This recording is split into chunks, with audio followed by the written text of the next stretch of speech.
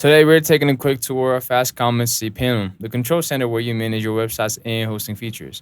Once you log into your FastComet client area in Access cPanel, you'll find an intuitive dashboard with everything organized neatly.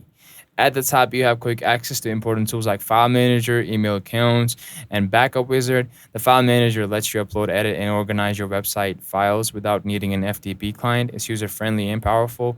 Under the databases section, you'll find phpMyAdmin, which helps you manage your MySQL databases, essential for WordPress and other CMS platforms. The domains area lets you manage your domains, subdomains, and redirects easily.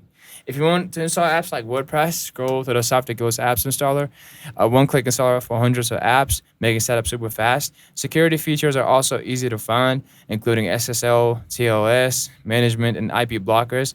FastComet cPanel is designed to be simple but packed with features, perfect for beginners and advanced users alike. If you want a full walkthrough or have questions, comment below. Don't forget to like and subscribe for more tutorial.